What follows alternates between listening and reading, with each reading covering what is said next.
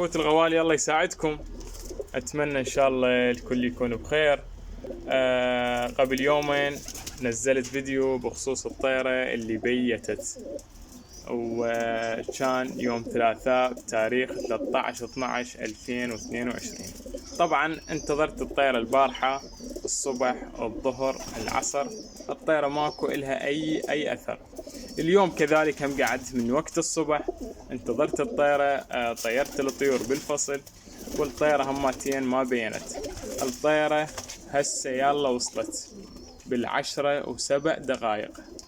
هاي الطيرة طبتها للبرج، شوفوها ايش صاير بيها.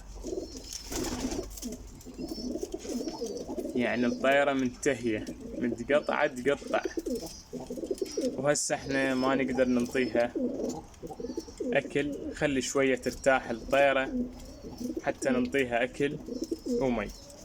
طبعا ما اعرف اذا كانت واقعة او لا، بس الطيرة ما لزمت.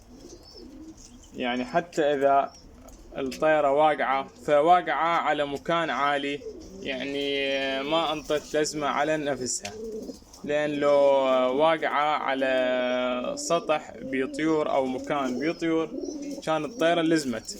بس الطيرة بقت مقاومة، يعني ظلت طايرة، وقعت بالليل الصبح طارت ما اعرف. بس على العموم الطيرة بعدت. لو باقية بنفس منطقتي الطيرة كان قبل نزلت، بس الطيرة بالليل يجوز قصت وفتر راسها وبعدت الطيرة. هذا يا حبايب التار العراقي، هذا التار العراقي من تخرجه تخريج صحيح وتتعب عليه.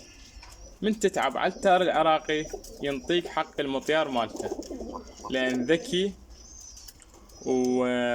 ومطياره كلش قوي. أتمنى إن شاء الله تنال إعجابكم هاي الطيرة.